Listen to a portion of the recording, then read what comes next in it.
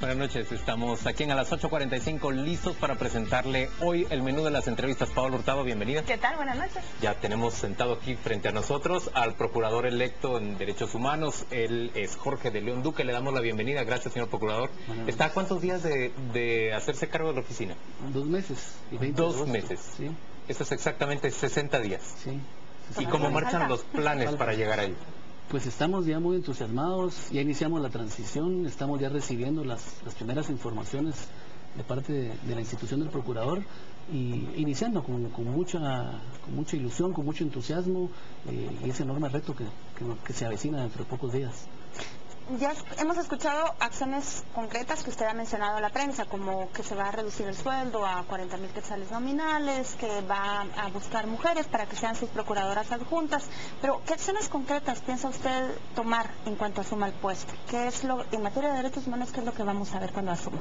En primer lugar, quiero salir muchísimo al interior, visitar las 34 auxiliaturas que hay, según el último dato que tenemos. El procurador no puede estar sentado en su despacho en la 12 Avenida, sino que tiene que tener muchísima presencia. Me preocupa el tema de la conflictividad y creo que el procurador debe estar presente en todas las auxiliaturas. Haremos el análisis de acuerdo a los perfiles para cada uno de los puestos y empezar a devolver esa credibilidad a la institución. ¿Hay alguna región que le preocupe especialmente en el país?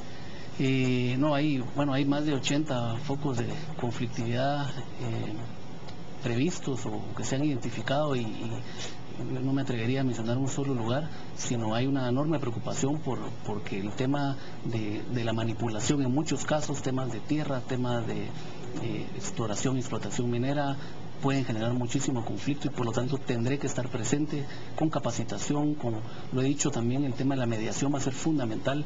Quiero constituir las auxiliaturas en centros de mediación comunitaria porque estoy convencido que eso va a evitar muchísimo derramamiento de sangre, que es al final la tarea fundamental del procurador. Habla usted de 34 delegaciones, auxiliaturas departamentales, sí. ¿Y qué ha encontrado usted en lo que ya ha visto o leído en papel de esas delegaciones del procurador? ¿Están funcionando de qué manera? ¿Qué es lo que usted piensa mantener y cambiar allí? Es muy poca la información que tengo al día de hoy. Precisamente el día martes, hace 2 días, nos entregaron la primera información, el primer reporte que tenía que ver con la organización, con la estructura, pero no tenemos el detalle en cuanto a cantidad de personal, en cuanto a informes, en cuanto a resultados. Así es que sería irresponsable de mi parte decirle qué hay porque realmente no tenemos esa información todavía. Esa es la intención de esta transición, pero el día de hoy estamos esperando esa información. Yo esperaría que la próxima semana tengamos ya datos mucho más concretos y en base a esa información iniciar la reestructuración, si hay necesidad de hacer cambios. Sabemos que hay personal extraordinario también trabajando y además aprovecho esta oportunidad para que la gente no crea, se habla se dice muchas bolas que se van a llegar a despedir a todos. No es cierto. Yo sé que hay personal extraordinario, me lo han dicho de afuera y la gente que ha trabajado bien y que ha cumplido con su tarea seguirá laborando en la institución del procurador. Jorge, plantémonos frente a la realidad, una realidad en estos momentos que puede servir de fogueo a un futuro procurador. Por ejemplo, ¿qué papel cumpliría Jorge de León como procurador en estos días en que permanecen tomados todavía más de 4 institutos normalistas en todo el territorio nacional? 2 fueron entregados el día de hoy, pero sabemos que otros permanecen rodeados por fuerzas de seguridad y ha habido pues cierto temor a que se produzcan desalojos por parte de la fuerza pública. Yo estoy convencido que debe haber un acompañamiento, independientemente de que haya o no una propuesta por parte de los estudiantes, que precisamente los vi un día aquí en esta mesa, precisamente, que eso es otro tema. El procurador debe estar presente en toda esa negociación, debe participar como mediador. En el momento en que se vislumbre precisamente el conflicto es cuando debe estar. Yo ayer escuchaba con asombro que se iban a retirar las instituciones garantes y es precisamente en esos momentos cuando debe haber presencia de la institución del procurador, debe acompañar, pero sobre todo creo que debe mediar. Y en este caso particular de los estudiantes, pues ir un poco más al fondo. Yo sí veo de veras con preocupación el tema de la profesionalización de los maestros. El tema del magisterio es fundamental. La educación es uno de los grandes flagelos de este país y creo que hay que hacer los cambios que se requieren. Pero así como usted lo plantea, pareciera que en este conflicto no está mediando el procurador y de hecho sí lo hace. Hay un delegado de él que ha estado conversando con las partes y ha sido crítico de ambos bandos.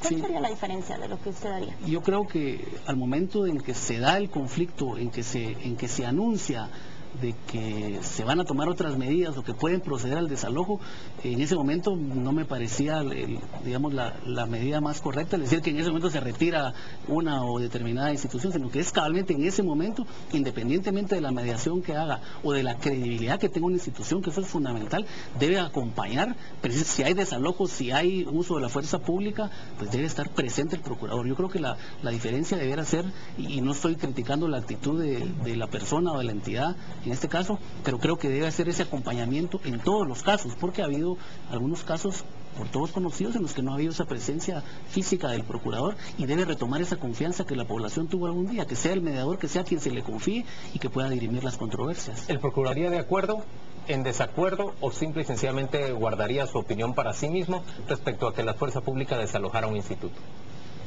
Yo creo que el procurador no debe emitir opinión en estos casos. No le corresponde decir quién tiene o no la razón, a menos que se sentara en un diálogo y que fuera él el árbitro, digámoslo así, por mutuo acuerdo. Pero en este caso lo que debe hacer, y es el mandato constitucional, salvaguardar los derechos, en este caso de las partes, y fundamentalmente que se está tratando de menores de edad, deben tomarse las consideraciones, pero creo que es importante también el establecer que hay otras personas que tienen derechos y que no por el derecho de algunos, pocos o muchos jóvenes o menores de edad, se va a vulnerar los derechos de otras personas, miles de personas que tienen derecho el derecho humano a la educación, como repito, que es un flagelo enorme que nos tiene hoy castigados a nuestro país. Y en otros puntos de conflicto que seguramente usted tendrá que enfrentar en lo que resta del año cuando ya haya asumido, por ejemplo, desalojo de fincas o protestas de pobladores en contra de proyectos mineros o proyectos hidroeléctricos, ¿qué medidas planea usted que deberían tomarse, que marquen la diferencia de su gestión, por ejemplo? En primer lugar, yo como abogado, como respetuoso del derecho, estoy convencido que la falta de certeza del castigo,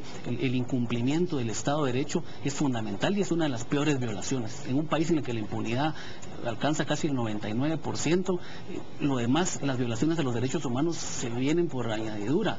Entonces, creo que el respeto a la ley, y qué bueno que me hace la pregunta, es importante que el procurador no se confunda la función jurisdiccional con la función del procurador. El procurador lo que debe hacer es velar porque no se dé la violación a los derechos humanos, dar un acompañamiento, pero sobre todo creo la parte más importante, tener el personal capacitado en todos los lugares en donde se prevé que va a haber conflictos y ser ese mediador y evitar levantar actas. Se dice mucho que el procurador no tiene efectos vinculantes a sus resoluciones, pero incluso a veces va mucho más allá. Puede recomendar público o privadamente la destitución de un funcionario, puede iniciar acciones ante un tribunal, condena pública, puede iniciar además querellas y entonces no es tan cierto de que solo sea el magistrado de conciencia que no puede hacer nada. Creo que ahí una actitud del procurador iniciando acciones y siendo imparcial. El tema de derechos humanos no debe tener una carga ideológica porque es el procurador de todos y no está para ver si está de acuerdo o no, no es un concurso de simpatía, como yo he dicho, y cuando haya que castigar o condenar a quien no tiene la razón o que ha abusado de un derecho, el procurador lo va a hacer y no le debe temblar el pulso para hacerlo en contra de cualquier persona o de cualquier institución. Asunto francamente difícil ese de no ideologizar o no partidizar el tema de los derechos humanos en un país como Guatemala. Y le pongo un caso que otra vez es chequeo de la realidad. Hace apenas unas horas, el secretario de la Paz de Guatemala, que también es el comisionado presidencial en derechos humanos, estuvo en San José, Costa Rica, ante la Corte Interamericana de Derechos Humanos, que conoce el caso de las personas